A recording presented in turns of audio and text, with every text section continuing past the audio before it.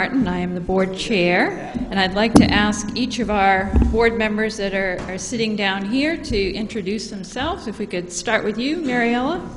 Mariella Jones. Jennifer Bonig. Melissa Hodgkin. Melanie Harvey. Jack Wiseman. Aaron Willett. Julie Ryu. Edward Basco. Annette Heeman. Steve Holbrook. And our superintendent, Tina Meserve.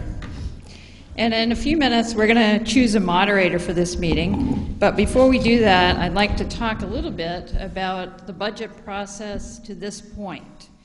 The RSU 16 budget proposal that you're going to hear about this evening is the result of a work of many. It's the product of a collaborative approach that included both school and community representation. And administrators and central office began working on this budget in December, and they focused on two questions. The first one, what do we need to maintain current programs and operations, and what items are necessary to meet student needs and the goals and the timelines of our strategic plan. And following that, a budget committee was formed and met for an entire day and many, many evenings, and the RSU 16 Budget Committee was made up of both town and school representatives. The community members that were part of that were from Poland, Erland Torrey, from Mechanic Falls, Bonnie Payette and Kathy Fifield, from Minot, Bernice Frazier, and Bernice is in the back row there, and she has attended all of our meetings, been a very faithful member and helpful, and Colleen Quint. And board members were Mariella Jones, Jennifer Bonig, Tina Love, and Scott Sawyer. And I also want to thank our RSU 16 administrators and central office for their presentations and their presence at those budget meetings. And as a budget committee, we asked a lot of them, and they always came through for us, so thank you, we appreciate it. And the budget committee reviewed every line and every department budget. And we also discussed every priority item in great detail. And we also looked at the tax impact, and we looked at the tax impact of a variety of proposals, and then we recommended a budget to the RSU school board on April 13th. And then this budget was approved by the school board just for presentation at informational meetings that took place at the end of April. And feedback from those community meetings was taken into consideration on May 11th before the school board took a final vote on the budget. And that's the budget that you're going to see before you this evening. And this is the point in the meeting when we need to choose a moderator, and then the moderator will be sworn in by our superintendent, and the moderator will then swear in the budget clerks and request a motion for non-resident school personnel to speak. So Article 1A is to choose a moderator to preside at said meeting. I make a motion to nominate John Geismar as moderator to preside at this meeting. Do we have a second to that? Second. A second. And all those in favor? Anyone opposed? Thank you. Motion carries.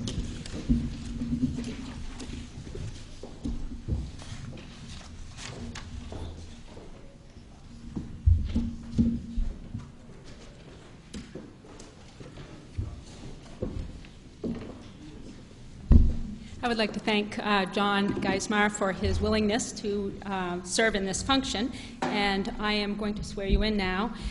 Do you solemnly swear to faithfully perform the duties of ballot moderator for the RSU 16 budget meeting in accordance with the Constitution and laws of the state of Maine? I do. You are officially sworn in. Thank you. Thank you. Good evening. I'll go quickly through the process that we'll be following tonight. Similar to a town meeting, we'll be following the Maine Moderator's Manual guide. Only registered voters can vote, so if you haven't checked in with the folks out front, please do so. And I think you'll be able to pick up a package which will assist you in the meeting tonight. When we get to the point of going through the warrant articles, I will read the warrant article. We'll ask for a motion. If you want to make a motion or if you want to speak, please identify yourself. Any questions that you have or comments you want to make, please direct them to the moderator. Before we get started, I'll ask the superintendent to explain the budget and how it was developed in particular. Yes. Do we need a motion to allow non-residents to vote? Yes, we do. Would you like to make that motion? I'll make a motion that we have a vote to allow non-residents to speak. Is there a second? Sorry, I said vote first, I meant speak. So we've got a motion to allow non-residents to speak at the meeting. It's been seconded. All in favor? And opposed? Motion carries.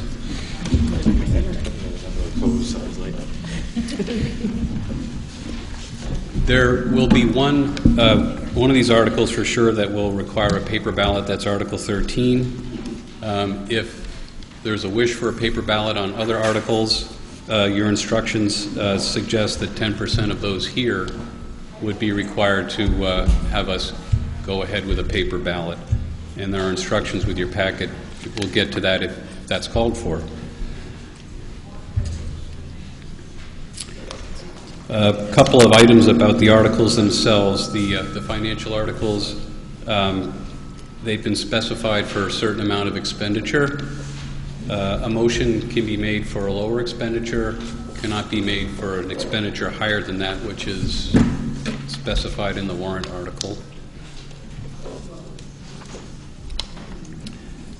After this meeting, there will be a budget validation referendum on Tuesday, June 9th, and that'll be a referendum up or down on the entire budget for the RSU 16. And if that passes, then that will be the budget will be in effect for July 1. If it doesn't pass, you'll go back through the process again and to ultimately get to the point of having a budget. Have I covered the points you'd like me to address? Swear in the ballot clerks. I will do that. The ballot clerks are here.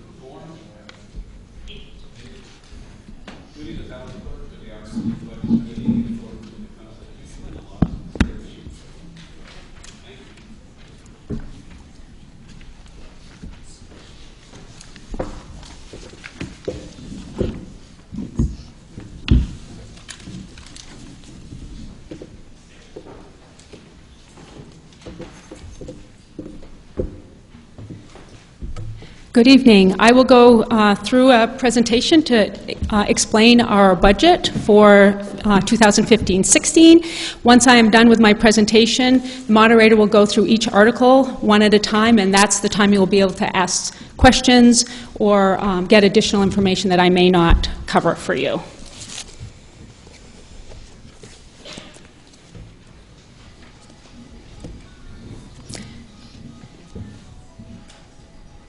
The first thing that we always talk about when we're preparing our budget is what is our vision for our district. And when we did our strategic planning in 2012-13, we set a vision that was 5 years out, and this year we spent some time revising that vision, so again, to extend it out, and that we would have a long-term vision for where we want to be. And these haven't changed very much because, again, they're focused on what is really important for a school department to consider. One of the things our constituents told us is that they wanted us to be a truly regional school district that generates pride and garners full support from the governments and its citizens. And when they were talking about this, they were saying we were unified. Rather than being the three towns that they were before the RSU came together, that they wanted to feel like we were one system all working together for the common good. And so that is in our vision, and we're still working on that, but you will find as we go through the budget, you'll see many examples where our budget budget helps to either unify us or provide the equitable services across all 3 towns. Another part of our vision is that students will graduate from our schools who are well equipped for success in the 21st century. We hear all the time that we need to prepare our students for jobs that don't even exist yet. That's a tall order for our teachers and our school administrators. And so we are constantly making sure that our curriculum has the highest rigor and will prepare our students for being those diverse learners that we need them to be. Another thing that we're focused on is that we want teachers who are recognized for their leadership and their investment in the district. We want to get teachers to come to our district, and we want them to stay. And we have a real focus right now on shared leadership. We have many teachers across the district that are participating in curriculum committees, in leadership teams, in support services for students. And this is really exciting because one administrator can't lead all the work that needs to happen. We want teachers who take ownership for the climate of the school, the leadership of the school, and feel like they are contributing members to this vision for our district. And finally, we want RSU 16 to be a model for regional collaboration, rural public education, and efficient and effective administration. And we are already making great gains in this area of regional collaboration. I work with other area superintendents. We talk about things that are working in each district, and we try to bring some of those ideas into our own district. We have a school department that is, or a school system that is doing well academically. In the report at the Department of Ed about our school department says that we're meeting all their adequately progress targets except one. That's increasing literacy at the high school. We still have we're a little bit behind the target on that one, but as far as dropout rates, graduation rates, student attendance rates, achievement in literacy K-8, achievement in math and literacy K-12, we are meeting all the targets they've set for us. So that's really exciting. And another thing that I think is important for you to know for the efficient and effective administration, we are currently spending $10,500 per pupil for education. The average state expenditure is $12,000, so we're about $1,500 less than the state average, yet we're at or above the state average in all those targets. So that shows us that we are providing an educational system that is top-notch, but is also economically responsible and pretty fiscally conservative. Our mission, this is what we work to accomplish every single day. Our mission is to prepare and support all students within a culture of excellence, to do their best and to be their best, so that each can be a successful, contributing citizen, able to adapt to change and successfully respond to the future. And if you've heard me talk about our mission before, you'll know that our focus is on the second part of this mission. It's to be able to adapt to change and successfully respond to the future. Because we know that if our students can't do that, then they are not going to be successful in the future. We had 3 major goals when we were working on our budget this year.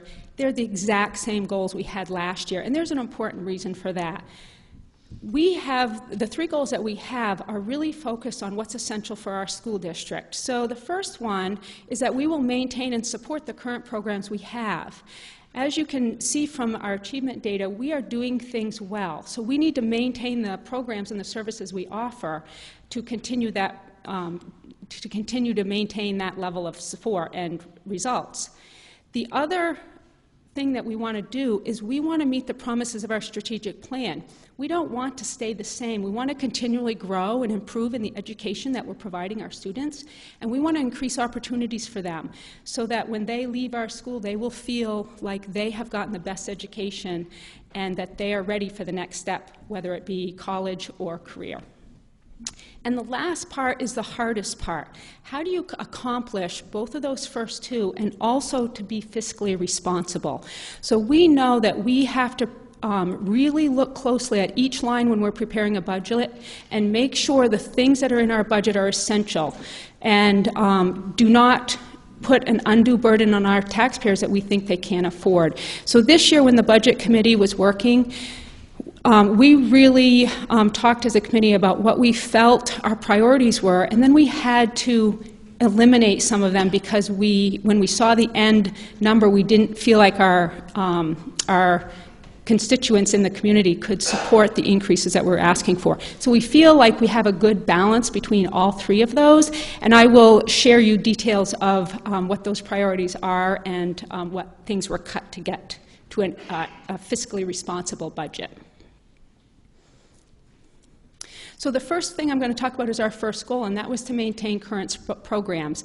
Now, I'm always cautious to let people know before I start that maintaining current programs does not mean you have a flat budget. You all know when you have your own budgets to live within at home, to maintain your budgets often requires an increase because costs increase. And so here are some of the cost increase that our maintenance of budget program has seen this year. The first one are salary increases. Now, our staff are hardworking staff, and one of the things we want to make sure is that we are attracting and retaining the best teachers that we can.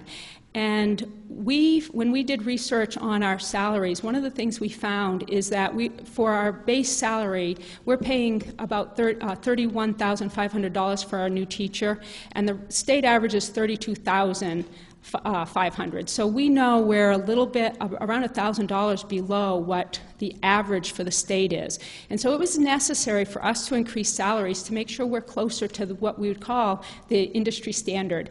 And we feel like if we provide salaries that are close to the regional average, then our teachers will feel like they can stay and be part of the school department that we are offering them. And I will say that at the top of our scale, our teachers with the most experience with a bachelor's degree are about 2,000 above the state average. So we have one small population of students who have above state average salaries, but the rest of them, again, we're working to get them closer to that state average. Another area that increases every year is insurance costs. We've been really fortunate. 2 years ago, we had a 3% increase. Last year, we had a 0% increase, and this year it was a 2.3% increase. That is significantly lower than the areas around us, and so we can be grateful that we have a relatively healthy staff that takes care of themselves, because our insurance increases are based on the amount that our staff use our insurance. And so again, the increase is $65,000. Sometimes people will talk to me about our salary packages and say we have kind of Cadillac plans or just really great insurance packages for teachers. That's true, we do. We have a great insurance package. It's the same one that almost every school district in the state has. It's Anthem Blue Cross Blue Shield. The average expenditure for insurance for the state is $16,000. Our average is $11,000. So again, we're not offering less of an insurance package, but more of our teachers are either taking a single plan or an adult with child. We do have a clause in our contract that spouses can't be on our insurance unless they can't get their own insurance, and that also saves the district some money. But insurance costs are a big part of our budget every year. Another thing that we've added this year that is really part of maintaining our budget is snow plowing cost. We have not adequately funded our snow plowing costs in the past. We've had some salaried employees who just do that as part of their job. And this winter, as you probably remember, we had some really big storms that required, 20 or 30 hours of snow plowing on top of a 40-hour job. And so some of our folks were plowing all weekend and all night and then coming into work the next day. And what we realized is we can't keep doing that. We really need to make sure we have our snow plowing budgeted. So at this point, we have a $50,000 contract line. We are hoping to contract out the high school and then have our staff just plow out the elementary schools, or in some other way work with our towns to get our buildings, get our grounds plowed out during the winter time. For another increase is our special ed out-of-district costs. We had 6 students move into our district who are in out-of-district placements. Those are very costly, and so this year we had to do an early freeze on our budget in January to cover the additional expense. And next year it's going to be a $134,000 increase for that particular line. Transportation costs also go up because we have to provide transportation to those programs, so we have an increase of $19,000 in our transportation budget for that. We have an increase in technology because we have two schools. We have Elm Street School and PCS, who have really old mobile computer labs. These are computer carts that are shared between classrooms, and they're for our students who are in 4th, 5th, and 6th grade. We need to update 2 of those labs. Mine had one updated just 3 years ago, so that one's in good condition, to make sure we are able to provide an effective technology experience for our students in those grades, and also to keep up with changing assessment demands that we have. This year, we needed to have pretty strong computers to do the MEA Smarter Balance test, and as some of you may have heard, that's supposedly going away for next year, but they're considering another computer-based test that will require similar types of technology needs. The next item on the list is facilities. Our facilities are old. All of our elementary schools were built in the early to mid-1950s, and they're requiring a lot of repairs. And so you're seeing our request in our CIP is going up by $30,000 this year. It was $130,000 last year, and we are asking for $160,000 to be added to our CIP account. And the final one is liability insurance. We are in the process of bidding out for liability insurance. We don't know what those bids are going to be. They're due next Friday. And so we have budgeted a 10% increase for liability insurance for next year, and that total is approximately $7,000. So these items are all items that we feel are part of maintaining what we're currently doing, and are adding an increase to some of our lines. Now, when I first started doing my presentations, I realized that people were looking down through the lines and kind of adding them up in their head and saying, oh my goodness, you're going to have a $1 million increase. And what I want to assure you is that some lines go down while others go up, so just looking down through the actual increases doesn't give the full picture of what the budget will look like at the end. But I will make sure to get there for you. So the next part of our goal was to make sure we're meeting the needs of, or the vision of our strategic plan.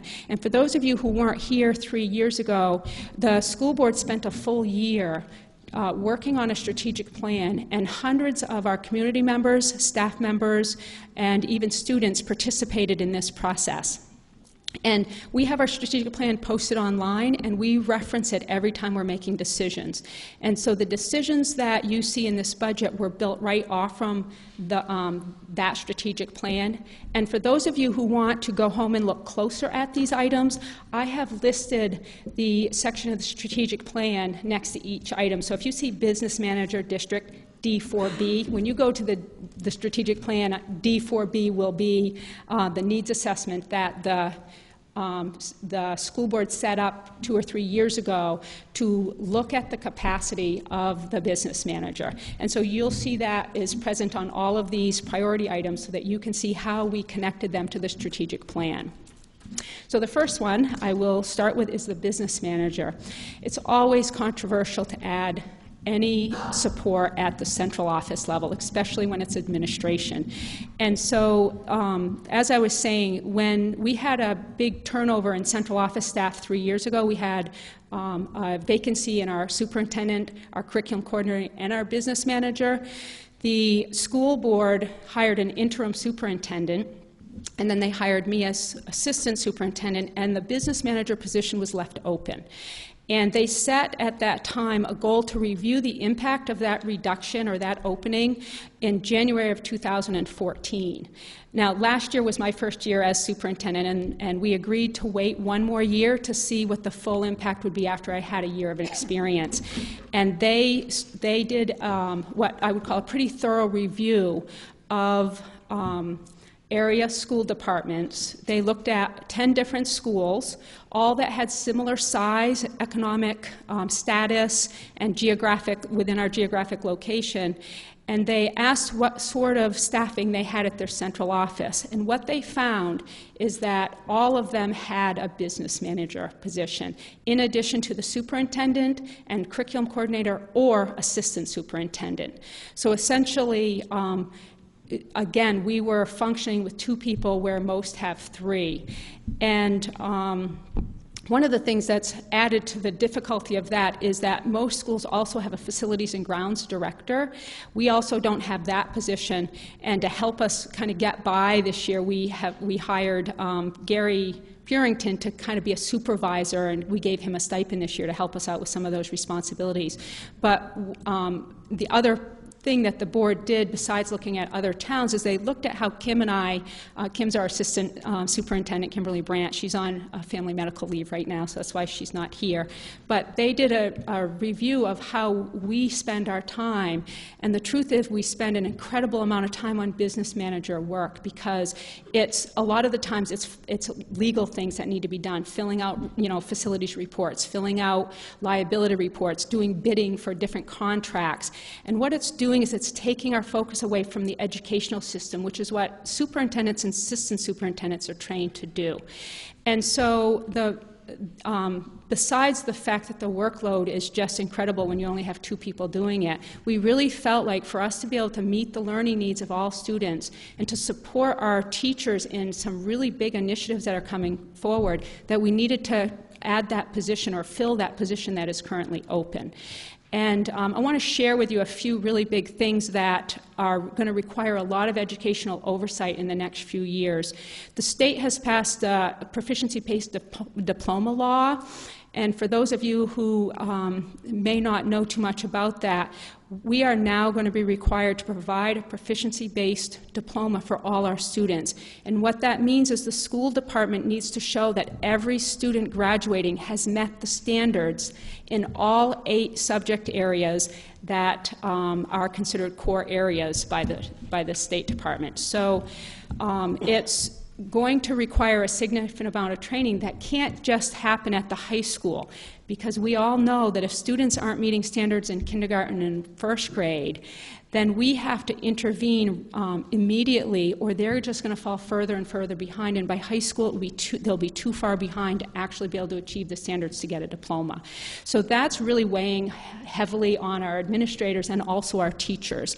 And teachers are not going to be able to accomplish that without significant training and support.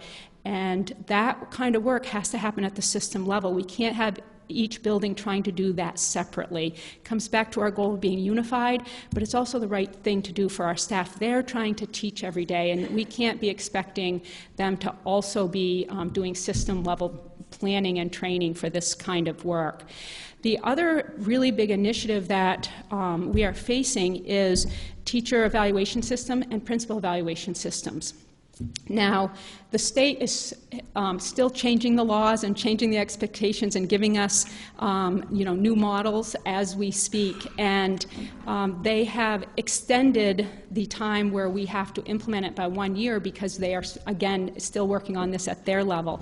But every teacher is going to have to show that they are meeting specific standards and be able to show that through a portfolio, and also through observations of the principal. So we have to have multiple sources of evidence. And up until a few days ago, we also were going to have to use student achievement data as part of that evaluation. Now, they have put that on hold for, I think, 2 years. But again, they're changing their minds on this quite frequently, and we just have to stay tuned and watch and respond when they tell us to. So again, this is high stakes for our teachers. If a teacher has 2 ineffectives in a row, they can be fired.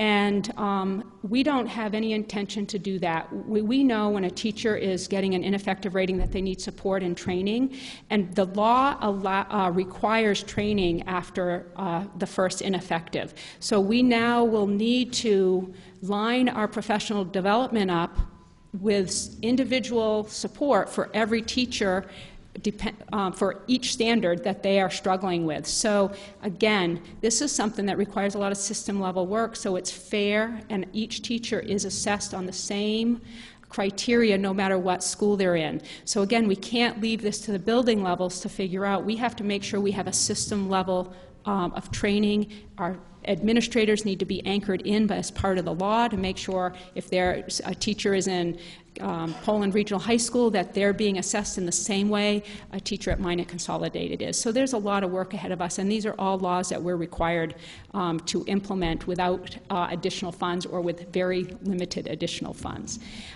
Again, one of the most important reasons we've made this a number one priority is that we think this is going to have a big impact on student learning, because it will allow Kim and I to be focused on the instruction of our students in our educational system, which is what the duties of a superintendent and assistant superintendent usually are.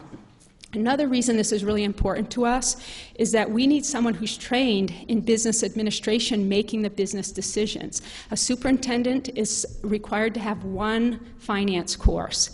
And when you have a $20 million budget and millions of dollars in assets, you should have somebody who has a degree in business overseeing that day-to-day accounting type work that's going on in our office.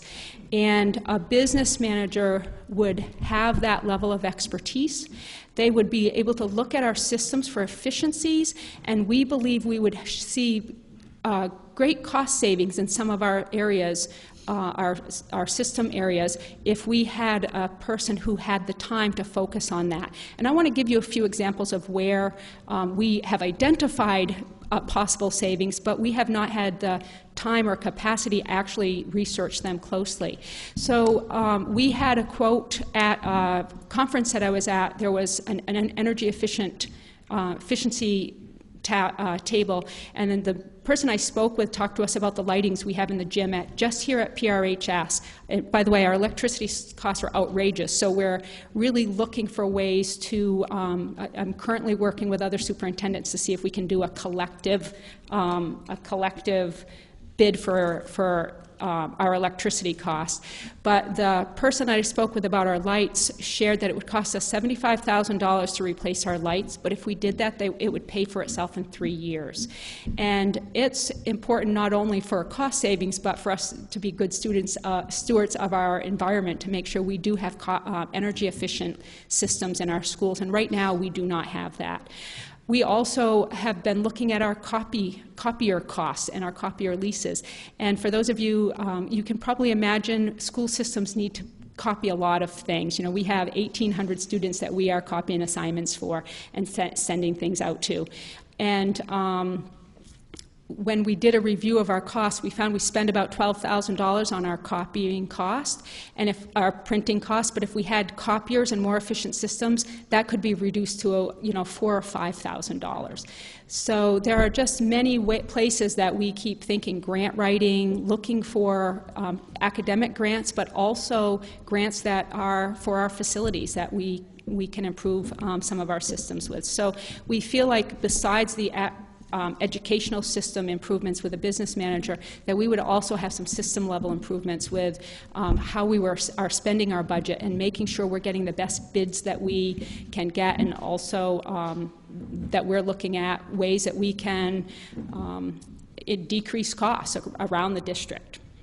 So that's the district manager position, and again is one of our top priorities based on the review that the board completed, I think, in January or February. Another big need that we have is our school counselor. We have a school counselor at Poland Regional High Poland Community School, but we do not have a school counselor at Elm Street School or Minot Consolidated. And this is an area that teachers have identified to us as a really big need. We have students with a lot of emotional, social issues, and they need support. And this, adding this position will allow our teachers and our students to have more support when dealing with that type of issue. This is also one of those areas that will increase equity across the district, because we do offer that support for our Poland community school students. It also allows us to meet the response to intervention law, and that's where you see intensifying interventions. State law requires us to provide supports for students that are not meeting standards in the area of reading, math, and behavior. And currently we have supports for students in reading and math, but we don't have many additional supports outside the supports the classroom teacher adds for students in behavior. So it kind of accomplishes two things with one position. The next item that I have is our K-6 math curriculum.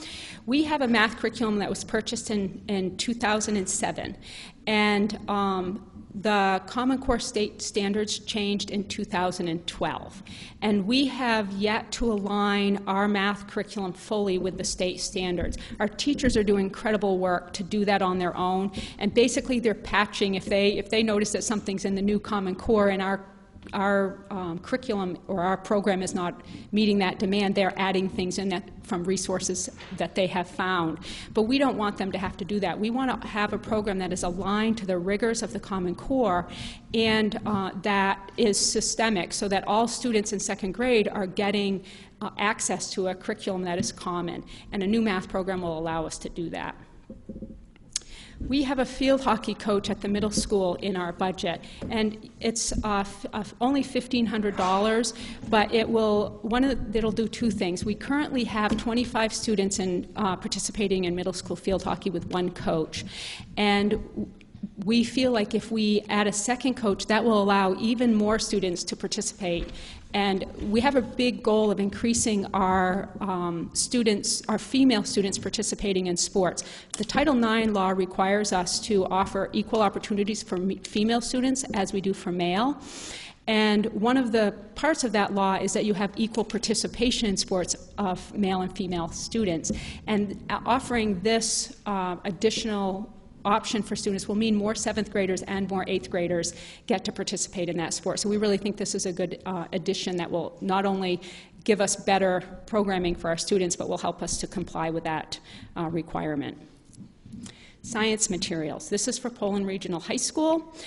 Our 9th grade staff have worked, or maybe all of the science staff, have worked really hard to align the 9th grade curriculum with the next generation science standards.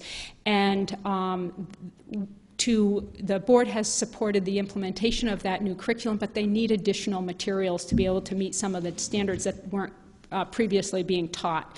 So the $5,360 that we've added in priority items will allow them to offer that course next year. And then finally, we have added in a foreign language or a world language teacher. This wasn't in our initial proposal, but when we went to our town budget forums, this was the item that we heard a lot about and that people felt like we really needed to offer foreign language earlier. So many of you probably realize that we only offer Spanish to our high school students. And when we look at the schools around us, they offer Spanish and French and Latin. And years ago, when we had significant cuts in the budget, those were the classes that were cut to help get the budget down to a level that our towns could support. And so one of the things that we know is that we would like to increase the offerings at the high school, but with the new addition or the new requirement for the proficiency-based diplomas, now one of the requirements is going to be for students to get a diploma, they are going to have to be proficient in foreign language or in a world language. That has never been a requirement before to get a diploma. And so what we realized is it's more important to do one foreign language really well to ensure that the students are proficient before they graduate. So we feel like we need to offer that at the middle school, and this world language teacher will allow us to do that, and it will give students more time to meet that proficiency requirement. And one of the things I have listed here at the bottom, just for anybody who wonders, the amounts listed for these items is an additional cost to the district. So it doesn't cost just $17,000 for a school counselor, but we had some contracted services for social work that we're not renewing the contract, and so the $17,000 is the difference between the contract for social work and the cost for the guidance counselor. The guidance counselor will cost around $50,000. You know, we average $50,000 for a new teacher. So now we're to the hard part of the budget presentation. So we have to think about what can our communities afford to pay. And when we were meeting as a budget committee, we asked committee members, what do they think is a level that we can get support for in our communities, but also meet some of the other requirements or needs that we have within the district. And the committee was pretty adamant that we could not go above $50 per household, per $100,000 house, and the goal was to keep it lower than that. And so the A-team can attest, we had multiple rounds of cutting in different areas, and once we presented the full budget to the Budget Committee, we went back and did 2 additional cuts after that. Here are some of the things that were cut. The first one you can see here is more science materials. The high school wanted to add a forensics class. It's an elective course, and it would also align well with the next generation science standards. And what they felt was that this would be a course that would be really popular with students because we've heard that from other schools in the area. It allows for relevant curriculum, and they can see how it is applied in real life. So that's something that we put on hold for 1 year. It is an elective, and that's why it kind of got although we felt like it was really important, we decided to wait a year.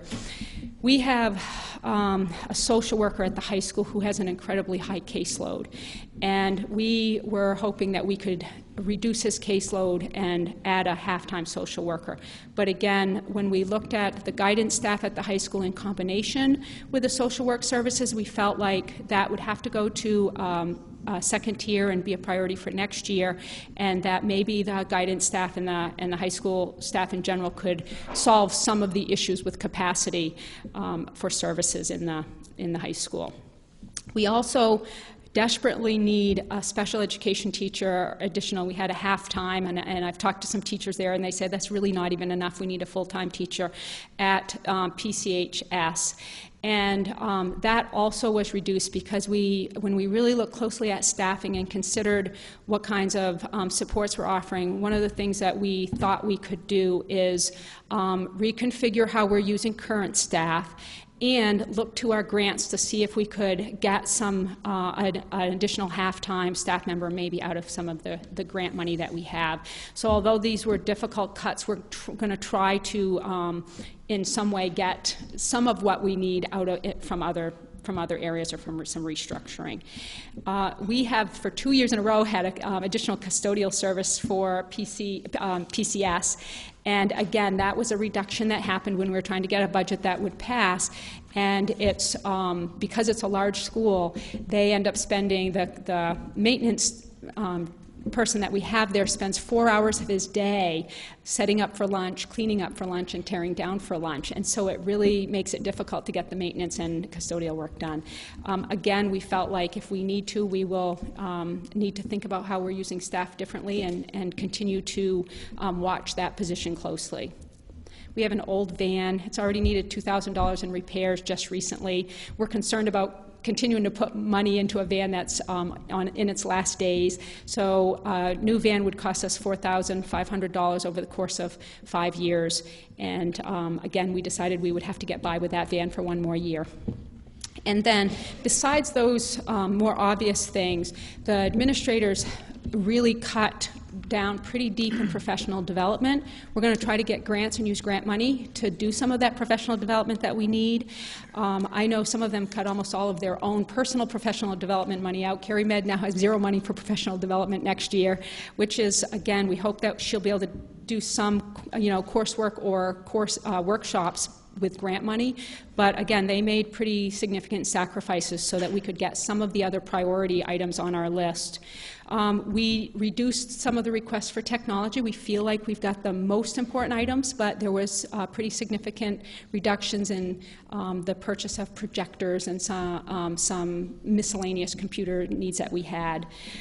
Instructional supplies were reduced. Again, non-essentials were taken out, things that we thought were nice to have but not essential to the programming.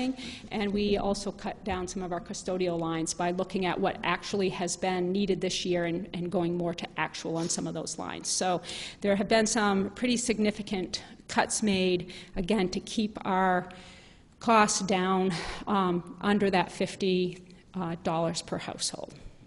So I always like to share a little bit of our budget history with folks because it really shows the story of our school district over time, but also what is happening at the state level over time. So you can see back in 2008, RSU 16 had a $21,864,000 budget. And you'll look in the middle years, we had 4 years where it was cut down to 17 to 18 million. Before it started rising again. And again, these rises have been targeted towards what our communities say they want for our schools and trying to get back some of those programs that were lost during the really difficult times.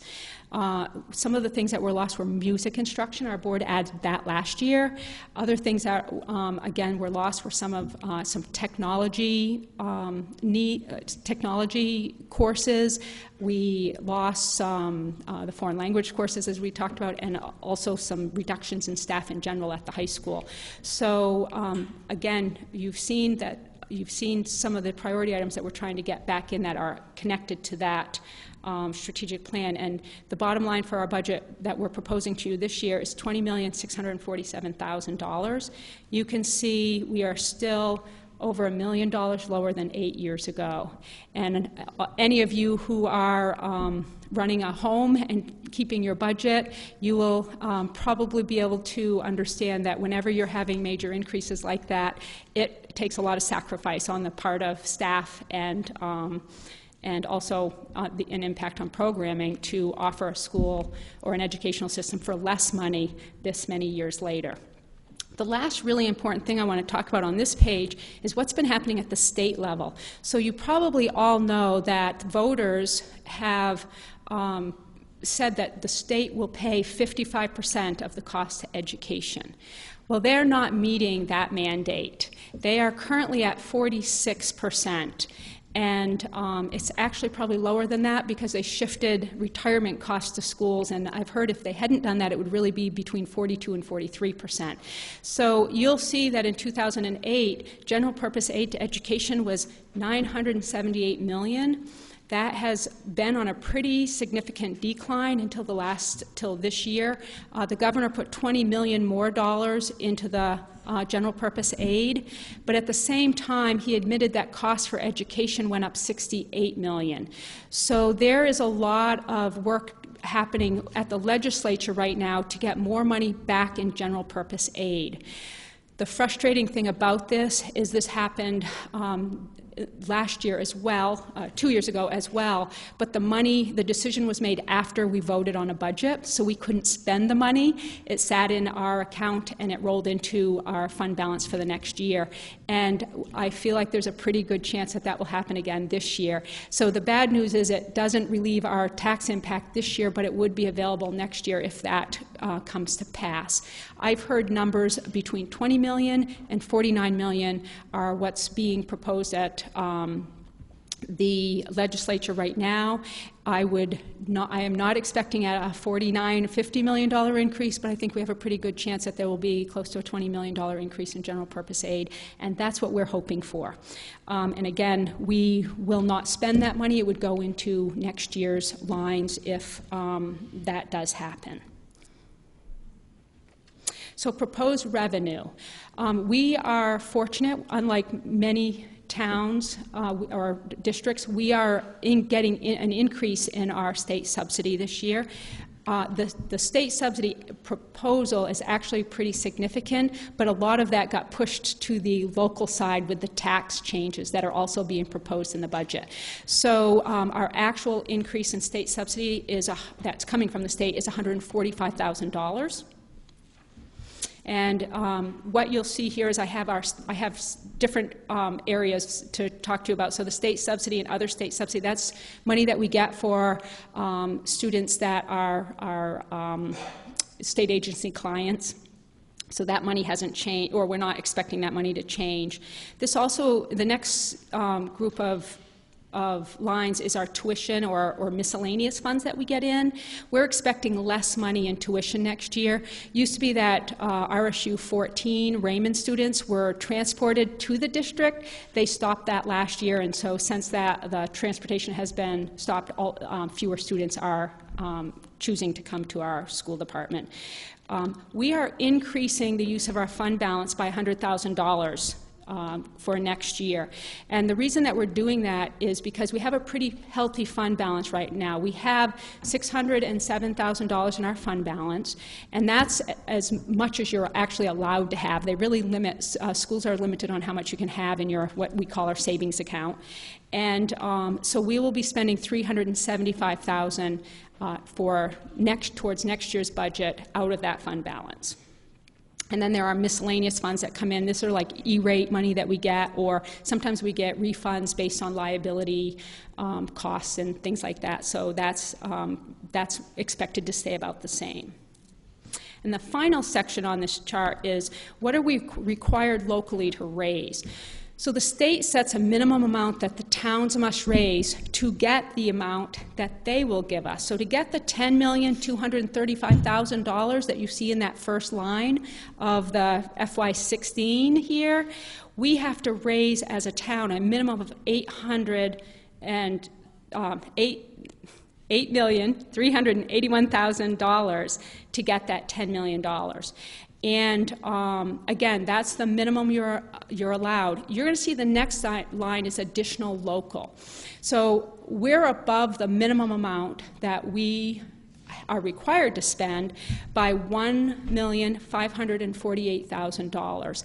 And one of the things that I share when I do these presentations is that the state shares information about how much is spent on education and how does that compare to your academic achievement, and other standards of success. And the schools that do the best with academic achievement, dropout rates, and the other categories that they have are schools that are between 5 and 10% above the minimum amount you can raise, and we're at 6%.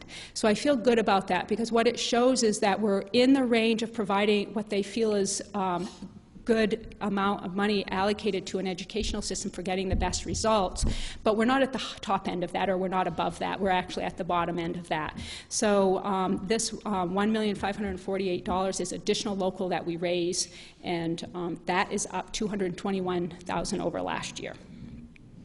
So our revenue that we are generating is $542,000 over last year. So this next slide shows our general budget information. Last year we spent $19,950,000, or had in our budget $19,950,000. This year our total budget, general budget, is $20,697,000. That's a difference of $746,000. And again, that doesn't mean that you get all of that in tax impact, because we also have increased revenue.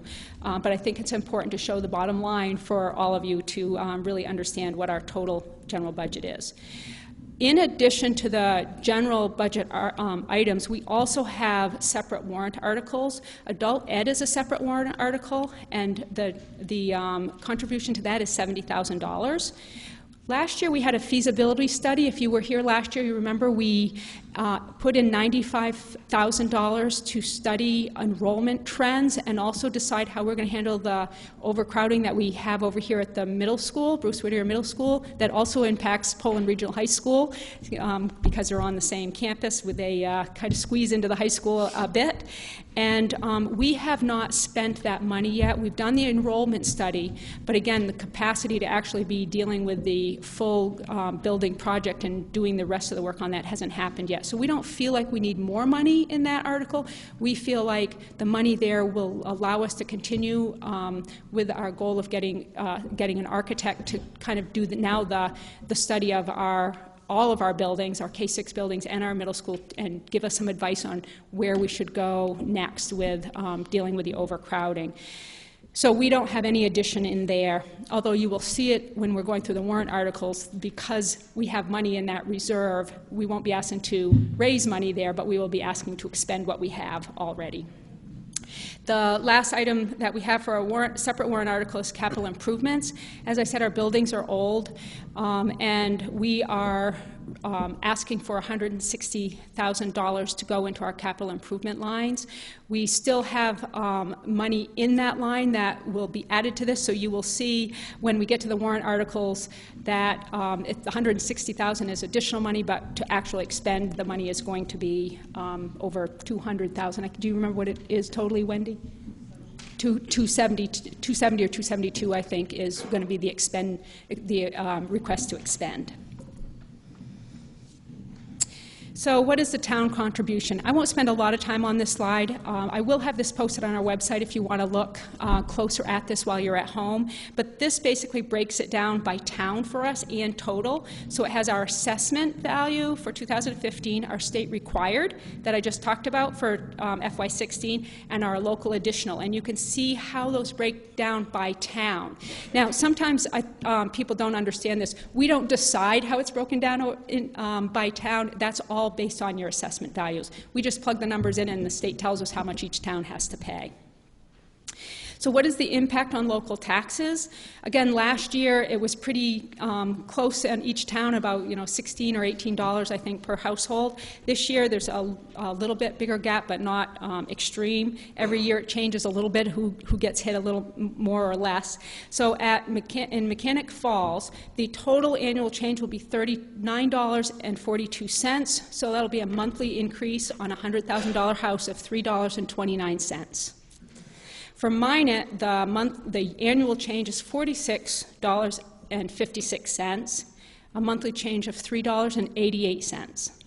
And then for Poland, it's $44.33, and a monthly change of $3.69. And again, that's on a $100,000 home. So that is the end of my presentation about the budget, and I do want to just remind you that we will leave here tonight with a budget, and this will be voted on at your town offices on June 9th, and so we just remind you all that we have put a great amount of effort into educating our children, and we know that is so important to provide a really strong educational system. So we are hopeful that you will support our budget and encourage your friends and neighbors to come out and support our budget as well.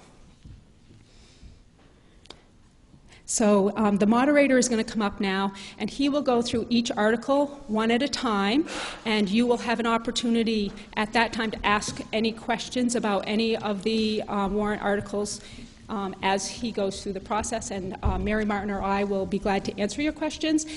We do ask that you go to the microphone and make sure you state your name, because we have Jenny Rose here trying to get minutes to the meeting, and it will be difficult for her to see or hear who is speaking unless you are talking in the microphone.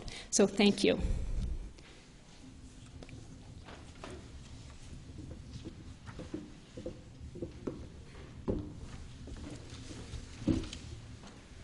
So we're ready to go to Article 1. Article 1 reads, shall Regional School Unit 16 be authorized to expend $8,197,301.85 for regular instruction? Yes, sir. Your name, please?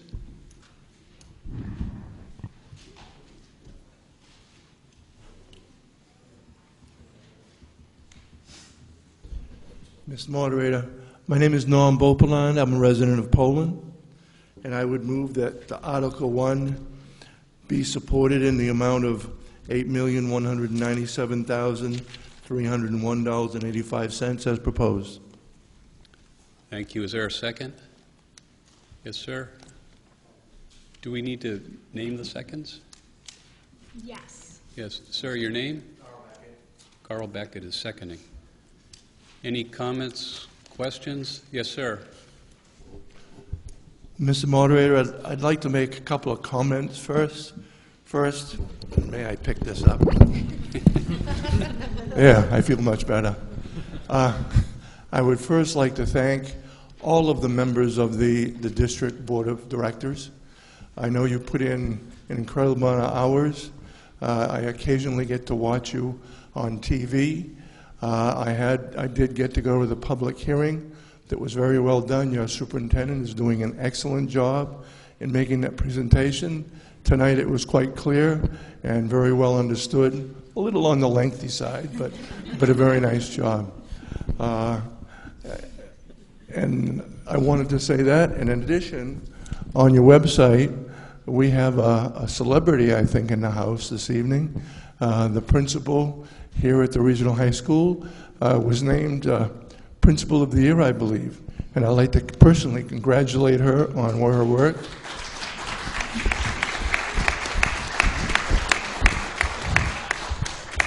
I had met Carrie a number of years ago when I was on the Budget Committee, a committee that's oftentimes a little bit controversial, but most of the time very good. She did an excellent job, like your superintendent, in working with the Budget Committee, helping them understand, and I'm sure that's carried forward over the past few years, and I would just want to say thank you. Thank you. Other comments or questions on Article 1? Seeing none, are you prepared to vote on the motion to authorize the School Unit 16 to expend $8,197,301.85 for regular instruction? All in favor? And opposed? Motion carries. Article 2. Shall Regional School Unit 16 be authorized to expend $3,545,584.41 for special education? Is there a motion? Yes, sir. On both of that, again, Mr. Moderator, I would move that Article 2 be accepted as read. Second. Is that acceptable? Any comments or questions on Article 2? Hi, I'm Donald Drake. I live in Poland. I'm actually a member of the special education staff in this district. Not that I'm here not to support our budget on this, but I would request that we vote no on this. I don't believe it's high enough. I know we can't raise it here at this time, but I see colleagues struggling constantly, overworked, and I think we need more money and more staff. Thank you. Other comments or questions on Article 2? If not, could you vote on the motion to authorize School Unit 16 to expend $3,545,584.41 for special education? All in favor? And opposed? Are you okay with that, tellers? You want to do it again? All in favor? And opposed? Okay. Motion carries. Article 3. Shall Regional School Unit 16 be authorized to expend $0 for career and technical education? Could I have a motion? Mr. Holbrook, thank you. Is there a second? Mr. Beckett? Any comments or questions on this motion?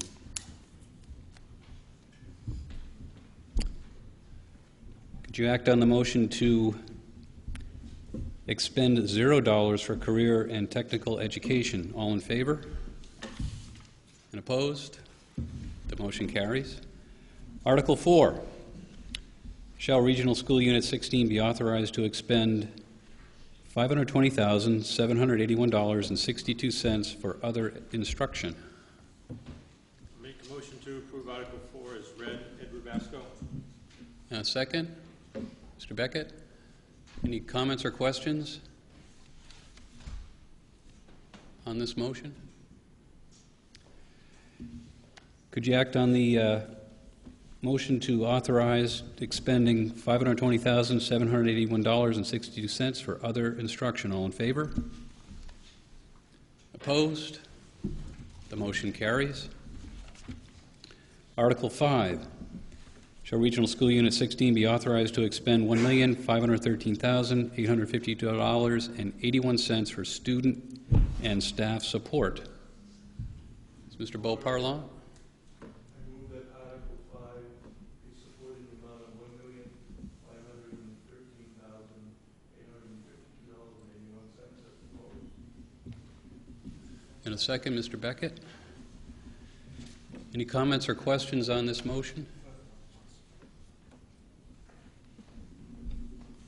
Could you act on the motion to expend $1,513,852.81 for student and staff support? All in favor?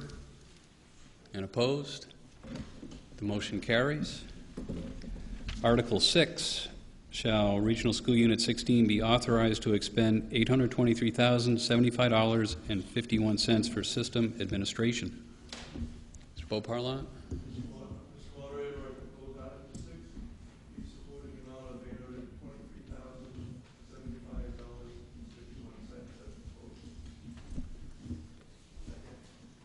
Second, Mr. Beckett. Any comments or questions on this article? Mr. Moderator, Yes. I had the privilege of being on a budget committee when there was a business manager, and I think it's absolutely essential that the school committee and the superintendent have a business manager that can focus on the financial side and allow the opportunity for the chief administrators to do the work that they need to do. Thank you. Yes, sir. Hi, my name is Steve Robinson. I'm from Poland. A couple of questions and comments. Against the overall budget, the one slide showed the increase is $542,000 out of taxation, and then the other slide showed $477,000. Can I assume that that $477,000 just is not updated to the? That's actually, both of those numbers are accurate. Let me pull my slide up so I can explain it.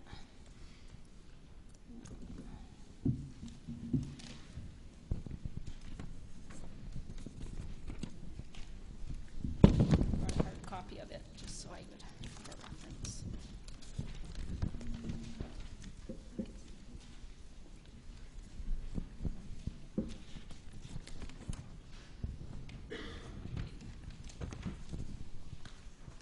So again, sorry, is this on? Yes. So the first number that you're reading, I don't have my PowerPoint right in front of me, but I think it's in the mailing that went out. Can you read the two numbers you were quoting again? I believe one number was $542,307. So that is our proposed revenue.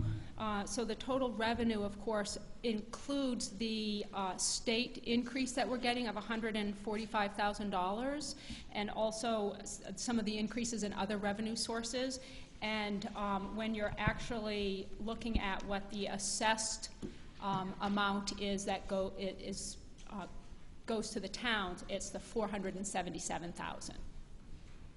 Because we're getting increased in state funding. Okay. And am I explaining that right, Wendy?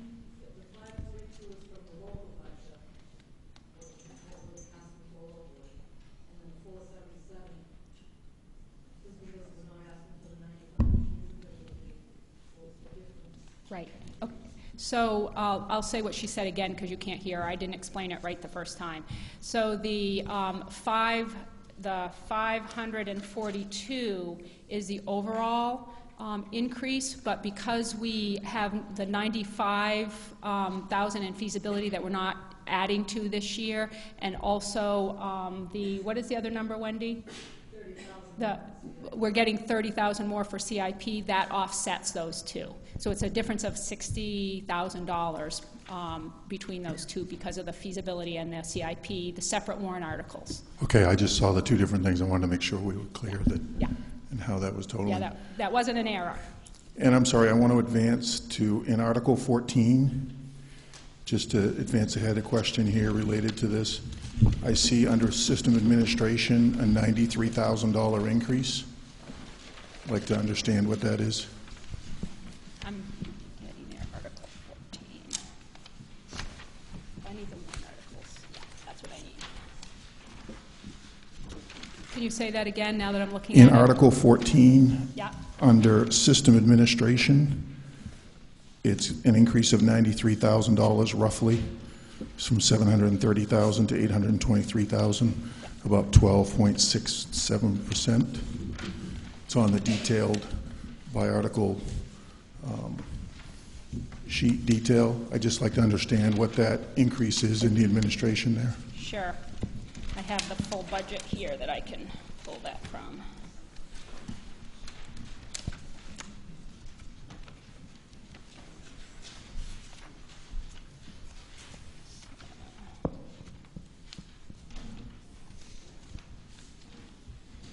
Central office. Okay, we're getting there.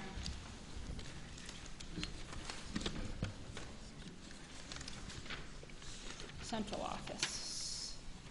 So we have increases in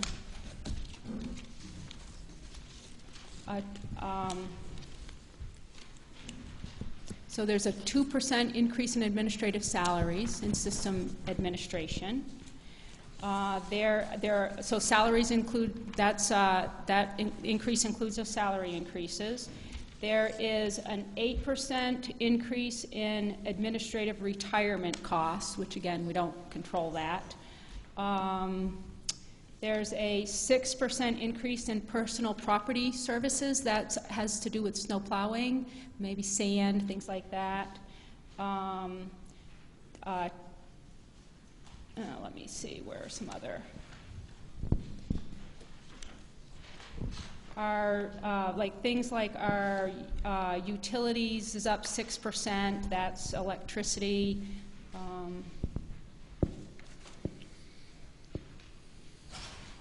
Just trying to see some other, we have no substitute or contingency lines if somebody is out, and we realized that was probably not a good idea. We had one of our business office staff members out on family medical leave this year, and no funding source to have a substitute. So like if our payroll or accounts payable people are out, or administrative assistants are out, finance, there was no substitute line. So we added $3,000 in for contingency line in case somebody is out and we're in an urgent situation to have them sub there. And then we had, let's see, that's about it. All of the others are, very small amounts. We had again, purchase professional technical services. What's that? What's that? Yeah, right. I think you know that's where the business manager is, right? You were asking about that. It's not in Article 14, correct? Business manager is in Article 6. That's the summary from all of it. Okay. Did I answer your question? Being a selectman in the town of Poland and going through the budgets every year, and at the end of the day having to come down to what the actual taxpayers pay for taxation, and doing the things, and our local taxation to the people in the town of Poland is about 67% of the taxes that people pay in the town go to the schools. So the town is about 33% of the total budget. And when you break this down to Poland, Minot, Mechanic Falls, Poland does about 66% of the total budget into the taxation type things.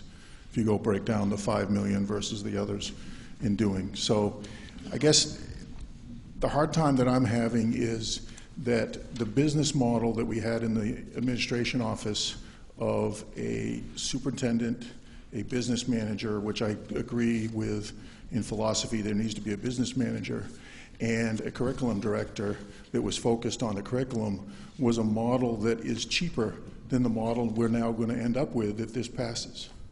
And a model that we're going to end up with year after year after year after year. Okay? And in the actual results of the things, we're increasing nearly almost $100,000 in those line items. And I just year after year after year cannot justify it for 10 years, to go spend $1 million because we want to have that model. So my proposal is to make an amendment to reduce the total amount in Article 6 by $65,000. Is that a motion?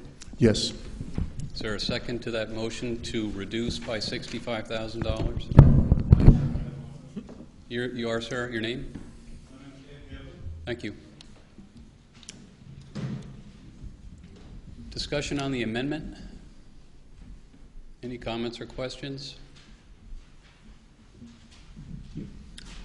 Okay, could you act on the motion to reduce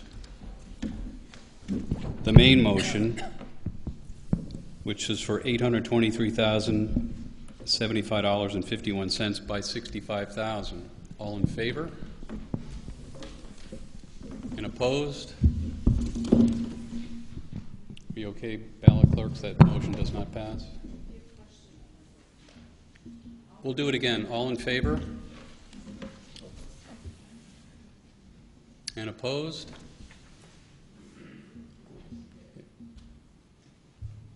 Motion does not carry. So we'll back to discussing the main motion. Any other comments or questions? Okay, can you act on the motion to authorize expenditure of $823,075.51 for system administration? All in favor? And opposed?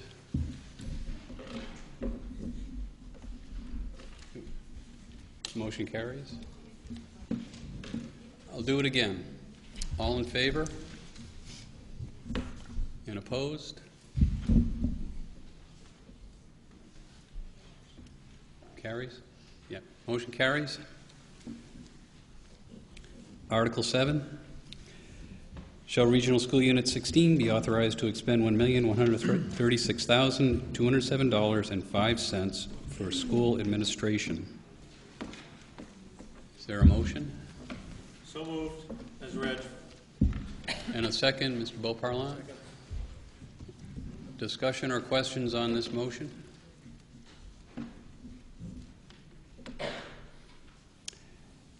Could you act on the motion to authorize expenditure of $1,136,207.05 for school administration? All in favor? And opposed? The motion carries. Article 8, shall Regional School Unit 16 be authorized to expend $1,596,046.56 for transportation and buses? So move, Mr. Moderator. And moved by Mr. Beauparlant, seconded by Mr. Beckett. Any comments or questions on this motion? Could you act on the motion to expend $1,596,046.56 for transportation and buses? All in favor? And opposed? Motion carries. Article 9. Shall Regional School Unit 16 be authorized to expend $2,302,578.33 for facilities maintenance? Motion? So moved. Lionel Ferlin Jr. from Poland, and I'd like to make that motion. Thank you. Seconded by Mr. Beckett. Any comments or questions?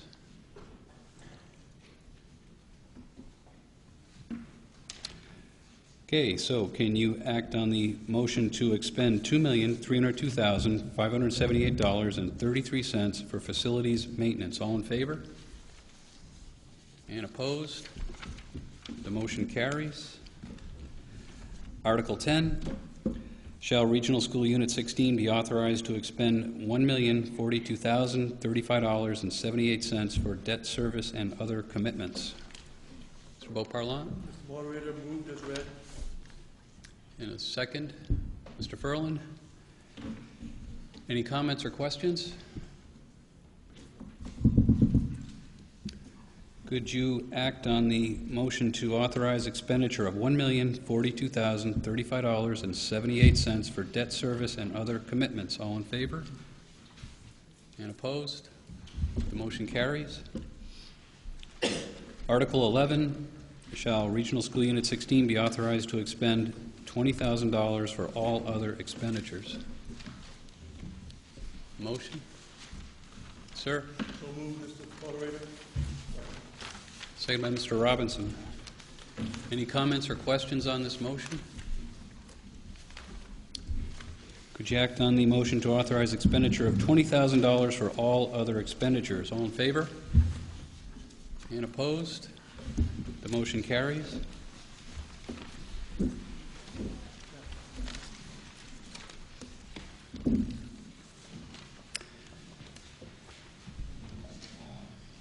Article 12.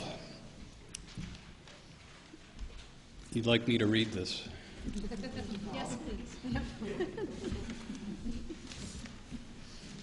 Okay, this is the next couple of articles are going to summarize the expenditures that have been authorized. So Article 12, shall Regional School Unit 16 appropriate $18,618,950.21 for the total cost of funding public education from pre-kindergarten to grade 12 as described in the Essential Programs and Services Funding Act, and shall Regional School Unit 16 raise $8,381,490.68 and assess the amounts set forth below as each municipality's contribution to the total cost of funding public education from pre-kindergarten to grade 12 as described in the Essential Programs and Services Funding Act in accordance with Maine Revised Statutes Title 20-A, Section 15688. And the recommended amounts to be appropriated and raised by each municipality is set forth in your warrant for appropriation. Shall I read these? I don't think you need to because it's the total you just said above. Very good. And the explanation is that Regional School Unit 16's contribution to the total cost of funding public education from pre-K to grade 12, as described in the Essential Programs and Services Funding Act, is the amount of money determined by state law to be the minimum amount that the district must raise and assess in order to receive the full amount of state dollars as set forth in the computation of unit allocation to fund public schools, Form ED 279. So, is there a motion? Mr. Beauparlant. Mr. Moderator, you did an excellent job. I move it as read. Thank you. Mr. Beckett seconded. Any comments or questions on this motion?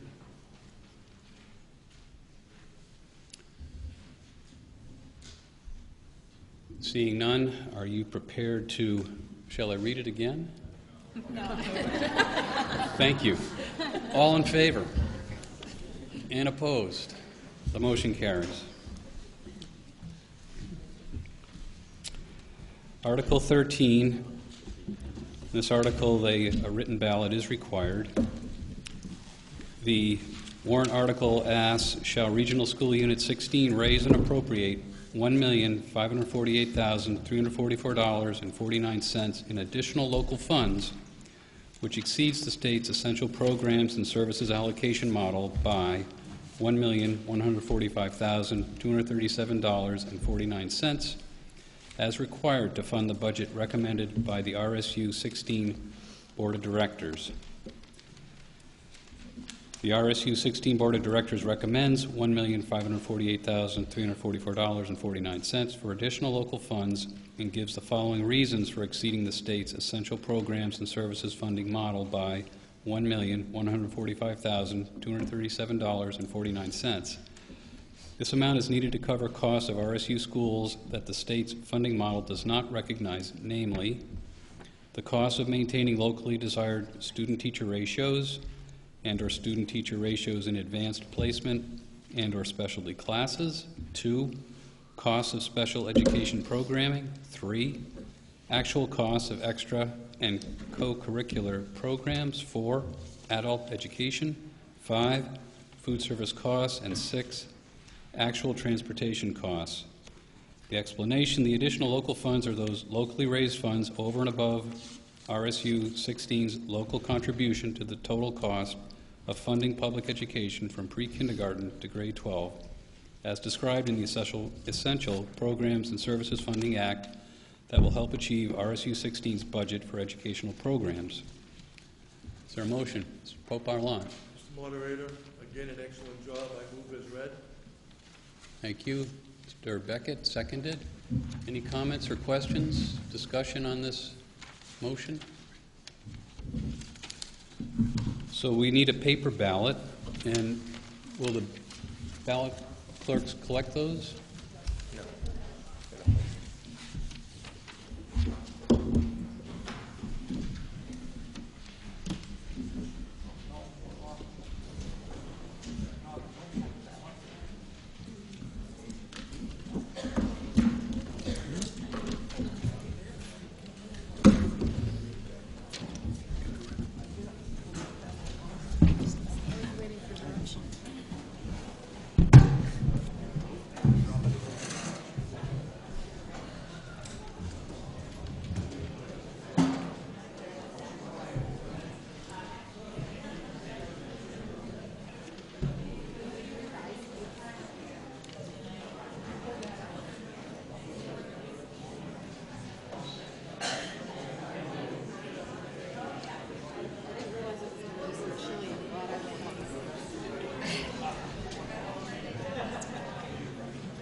I'd offer to snuggle, but wouldn't look good on TV. Yeah, there you go. You never know. It's almost a joke.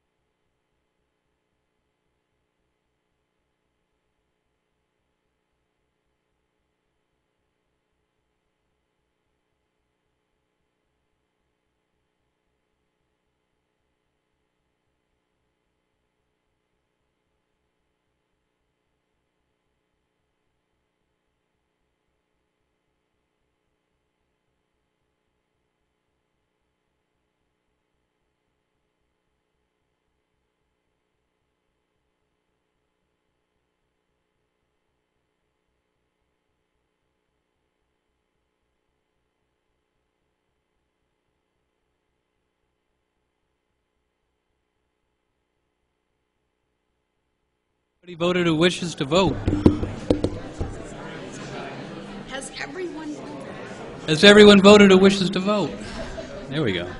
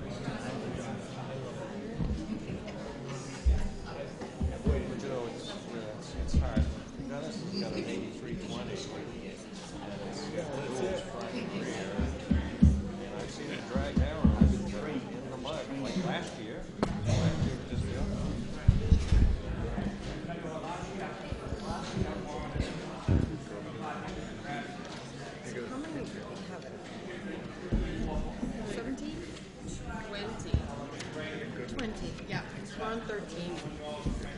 And only really the next one is long, the rest of them are pretty quick.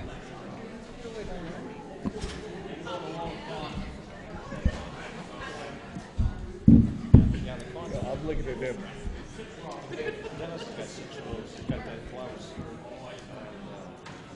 And that's the same thing. He's waiting for trucks. He just bought a new wheeler, a new Peterbilt. He wanted to have one bigger than well. So I know how that goes. Oh, my brother. You're in that. I'm Lionel Truman Jr. Hi, I'm going to keep Yeah, right. But anyway, you know how those two are. Oh, I know. She posted a picture of the story. Where are you? Yeah. There are a lot of usual suspects missing. Uh-huh.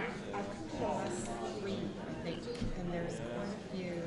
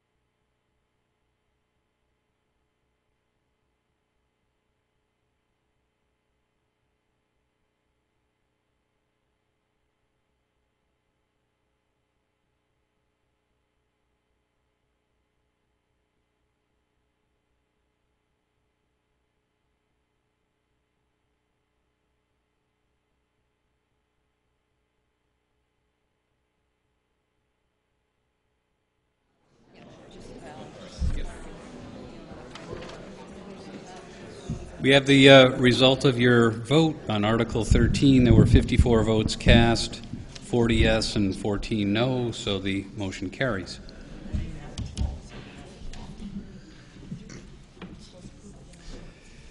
We'll move on to Article 14, which summarizes the proposed school budget. The warrant article reads, shall Regional School Unit 16 authorize the RSU 16 Board of Directors to expend $20,697,463.92 for the fiscal year beginning July 1st, 2015 and ending June 30th, 2016 from Regional School Unit 16's contribution to the total cost of funding public education from pre-kindergarten to grade 12 as described in the Essential Programs and Services Funding Act, non-state funded school construction projects, additional school funds for school purposes under the Maine Revised Statute, Section 20-A, Section 15690, unexpended balances, tuition receipts, state subsidy, and other receipts for the support of schools. The explanation, a school administrative district unit must include a summary article indicating the total annual budget for funding public education from pre-K to grade 12 in RSU 16. The amount must be the gross budget of the school system. This article does not provide money unless the other articles are approved. Is there a motion? Mr. Beauparlant? So moved, Mr. Moderator, as presented. Seconded by Mr. Beckett. Any comments or questions on the motion on Article 14? If not, will you act on this motion? All in favor? And opposed? The motion carries.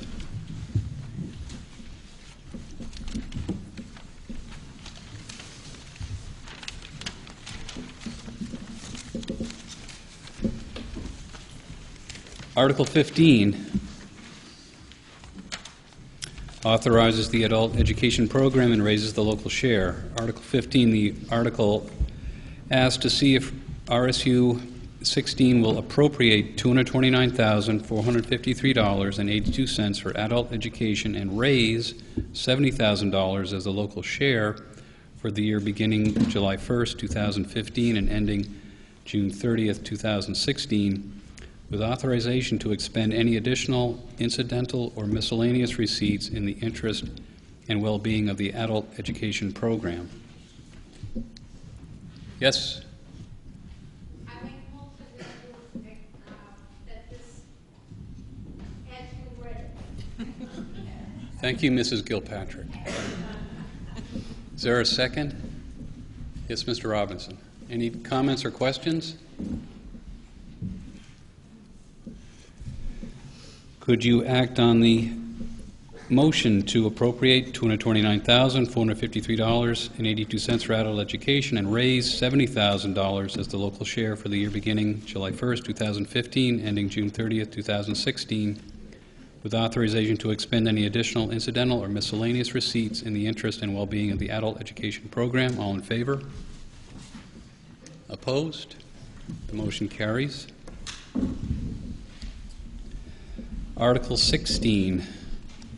These are articles to raise and authorize expenditures for capital improvement funds and the reserve fund.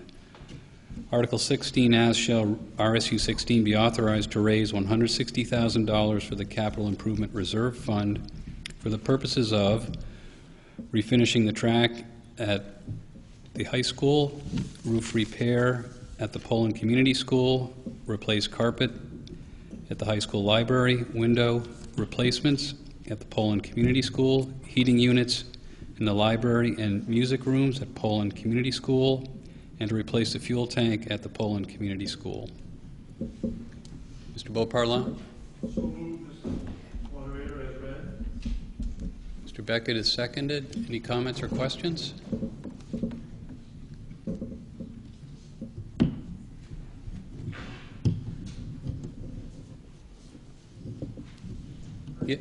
From Minot?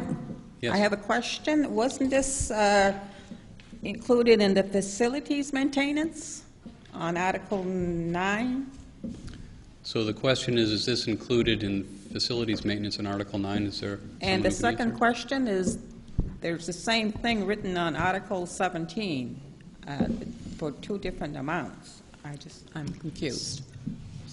Would you like me to answer that? Yes, please. So this is not included in our general maintenance costs. So the general maintenance lines are things like our custodial and maintenance staff. It includes things like toilet paper and cleaning solutions and all kinds of things like that. This is for larger projects that are typically over $10,000, and they come out of the capital improvement reserve that we have. And what we've asked to put in is $160,000.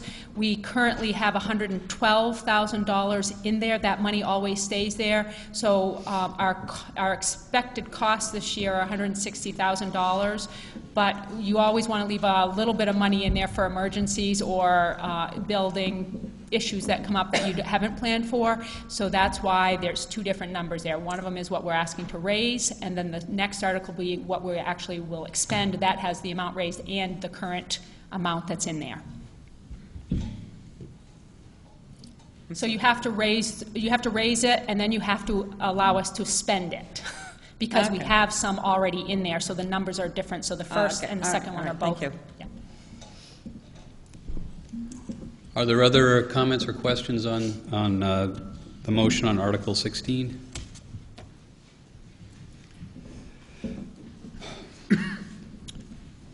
Would you like me to read it again or vote on it? All in favor?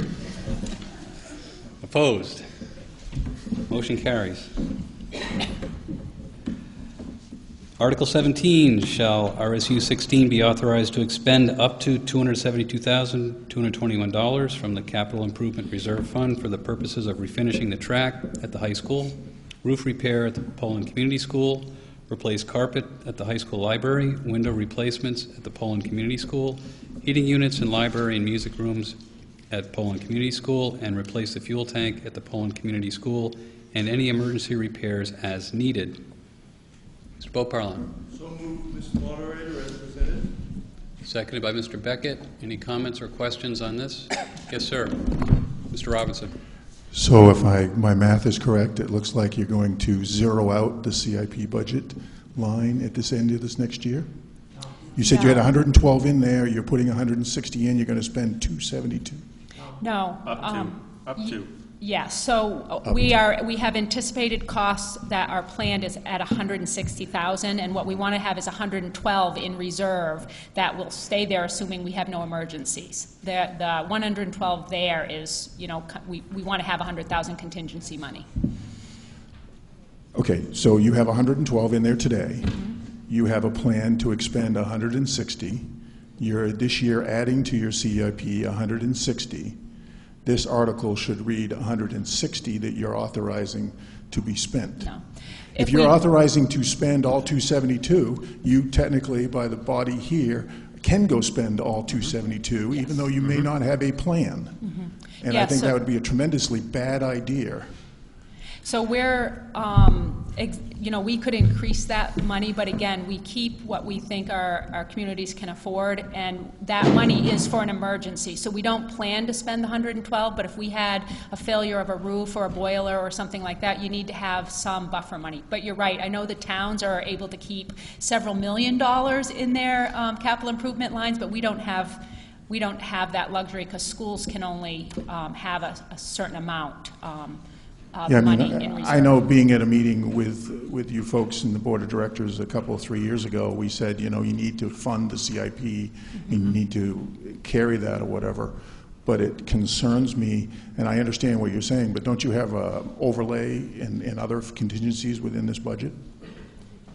Are you saying, do we have other contingency lines? The answer is no, we don't. We don't have any other contingency lines unless you I consider this freeze to be, things. I just think this is very bad practice.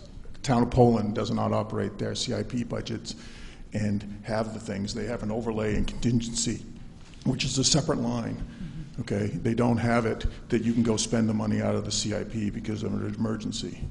Because your emergency might not be something that a capital improvement would qualify for. So I think that's very bad practice in how the budget's being managed. Any other comments or questions on the motion on Article 17? Now, could you act on Mr. Beauparlin's motion for Article 17? All in favor? And opposed? Motion carries. Article 18, shall RSU 16 be authorized to expend up to $95,000 from the fund for the purpose of a feasibility study and concept design options to be considered by a building committee for Regional School Unit 16's middle school overcrowding issue. Mr. Beauparlin? Mr. Moderator, I move Article 18 as presented. Second, Mr. Beckett. Comments or questions on this motion? If not, could you act on the motion? All in favor? And opposed? The motion carries. Article 19, Shall Regional School Unit 16 be authorized to expend up to $21,873 from the Technology Reserve Fund for server and computer replacement, wireless network installation, hardware and software purchases, and infrastructure upgrades? Mr. Beauparlant? Mr. Moderator, I move Article 19 as presented. Seconded by Mr. Beckett. Are there comments or questions about this motion?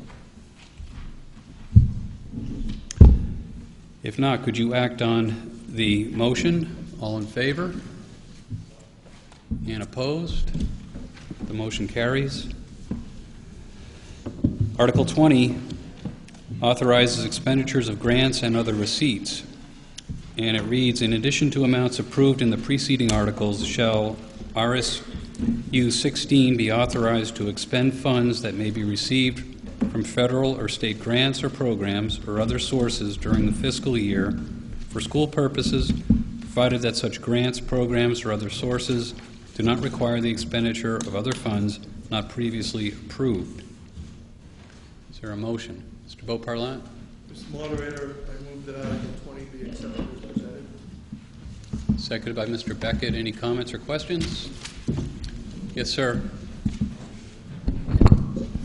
Fearing that Mr. Holbrook is about ready to make a motion to adjourn, I would like to remind everyone this evening, particularly if there's, are we being broadcast tonight? Good job. That this is only step one, part one of a two-part process. We need to talk to our neighbors and our friends and all of the people in the residents in the three towns to make sure that they come out and vote. A number of years ago, we had a rather contentious budget process, and it took us 3 votes to pass a budget. I hope that we're by that, and that we've recognized the work of the school committee and the superintendent and all the professionals that have put this budget together and what they're doing for our children and our grandchildren, of whom I have 2, to come out and vote. It should have a vote from all 3 towns that's respectfully of the amount of work that's put on by these folks. Thank you. Thank you. At this point, anything else for our meeting? We have to vote on that one. You vote on that one? Oh, sorry. You're all frustrated. All in favor of the motion on Article 20? And opposed? Motion carries. Apologize. No, we don't have to vote.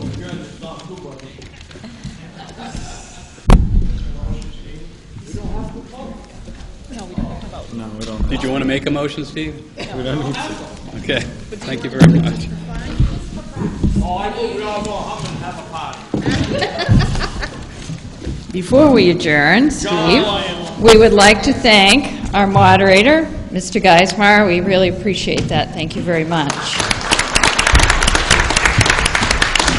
And I'd also like to thank all of you for participating, as Mr. Beauparlant said, in only step 1 of the budget approval process. A reminder that that referendum vote is June 9th.